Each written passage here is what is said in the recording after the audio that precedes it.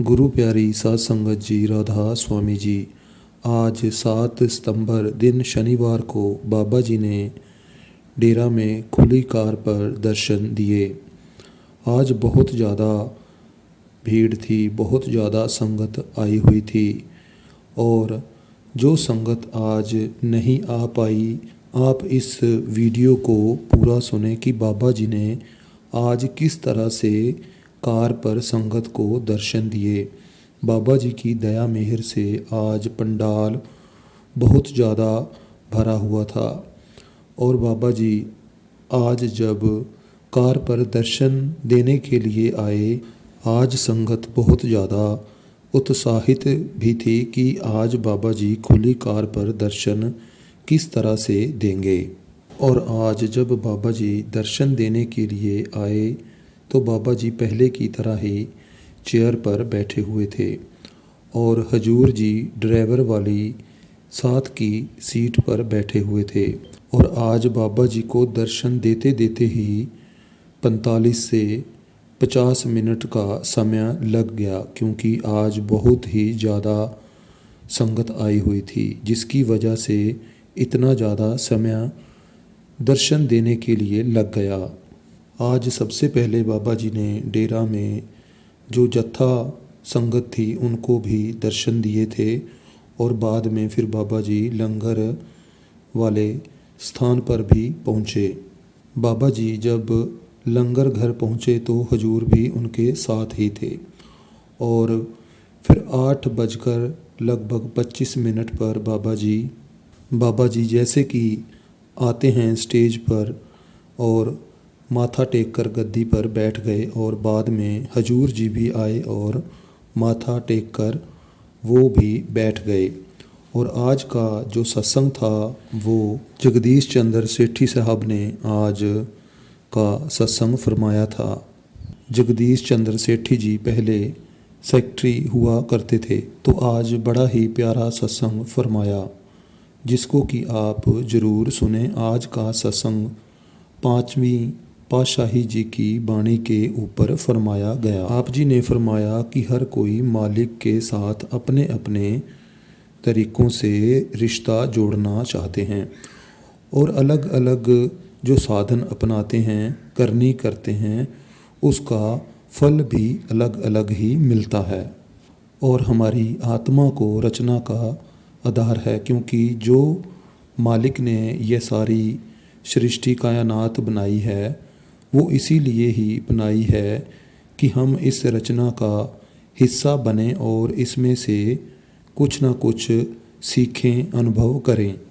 मालिक ने हमें यहाँ किसी खास लक्ष्य के लिए भेजा है और जो मालिक के साथ रिश्ता है, इसमें प्रेम भक्ति का मार्ग जो है वो स्वाभाविक है और इस रास्ते पर हर कोई चलना चाहता है। तो आपने आगे समझाया कि गुरु साहब क्या समझाते हैं कि हमें किस रास्ते पर और कैसे चलना है, किस शक्ति को आधार बनाना है।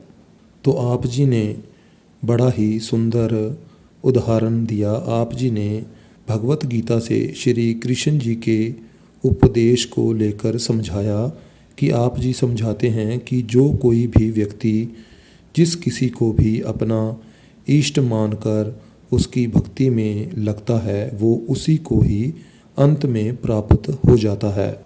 अगर हम पितरों की भक्ति करते हैं, सेवा करते हैं, तो हम भी अंत को उन्हीं को ही प्राप्त हो जाते हैं। आप जी ने आगे फरमाया, जैसा सेवे तैसा होवे। आप जी ने आगे समझाया कि हमारी भक्ति के काबिल केवल वो एक ही कुल मालिक है जो कि हर किसी में खुद से समाया हुआ है और वही हमारी भक्ति के काबिल है। आप जी ने फरमाया, जब तक सांस तब तक आस। आप जी ने आगे कहा कि हमें जब कोई इस संसार में दुख या परेशानी आ जाती है, हम जगह जगह पर मत्था टेकते हैं और किसी न किसी तांत्रिक के पास भी पहुंच जाते हैं। तू काहे डोले प्राणियाँ, तुद राखेगा सिरजनहार, जिन पैदाइश तू किया सो तेरा सार। यानी कि जिस कुल मालिक ने तुम्हें यहाँ इस सृष्टि में भेजा है, पैदा किया है, जिसने तुम्हारी रचना की है, तो किस लिए डोलता है? वो तेरी रक्षा खुद ब खुद करेगा। आप जी फिर आगे समझाते हैं कि हमें फिर ध्यान किसका करना चाहिए।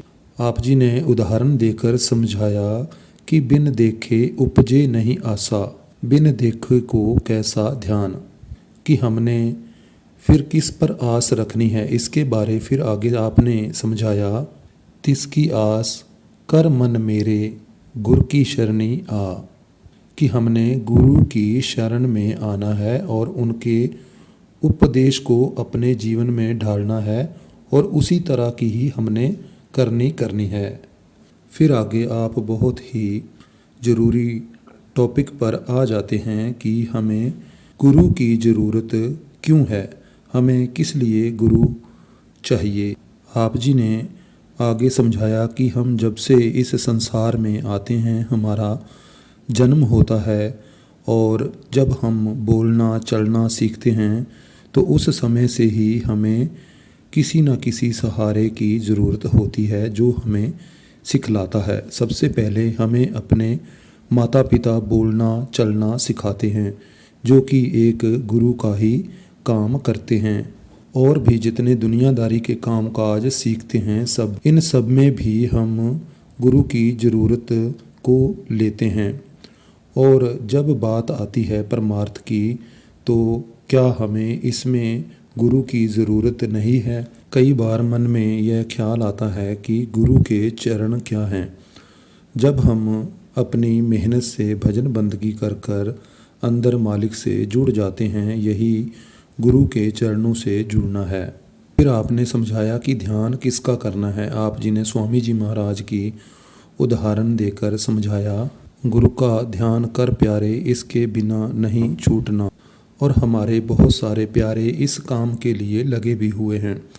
कई बार हम सोचते हैं कि हमें तो ध्यान ही नहीं आता, तो आप जी उदाहरण सामने रखी कि अक्सर बाबा जी हमें फरमाते हैं कि ध्यान करना हमारे वश की बात नहीं, हमें तो सिर्फ़ और सिर्फ गुरु के कहे मुताबिक सिमरन करना है। ध्यान अपने आप कुल मालिक की दया मेहर से आएगा। आप जी ने समझाया कि हमें अपने ध्यान को उस शब्द के साथ जोड़ना है जिससे हमें सच्चा सुख मिलेगा। आपने समझाया कि कितनी देर ध्यान करना है, कि हर घड़ी हमने उस मालिक का ध्यान धरना है। अब सवाल उठता है कि हमने तो मालिक को देखा ही नहीं। आप जी ने समझाया कि हमारे पास गुरु होता है। अब गुरु कौन होता है? जी ने बड़ी सुंदर उदाहरण दी, सतपुरख जिन जानिया सतगुरु तिसका नाम, कि जिसने उस कुल मालिक को जाना हुआ है उसी को ही सतगुरु कहते हैं और जिसका हमने ध्यान धरना है और हमने सतगुरु की चाकरी में लगना है। आप जी ने आगे फरमाया, सतगुरु का भाना मान ले, ए सेवा चाकरी नाम वसे मन आए, कि हमने तो उस मालिक का हुक्म भाना मानना है। सतगुरु का जो भी हुक्म आ जाए उसे खुशी खुशी परवान करना है, उनके हुक्म को हमेशा सिर माथे पर रखना है। आप जी ने फरमाया कि हमने उस मालिक को ध्याने के लिए हमारा मन बिल्कुल साफ होना चाहिए।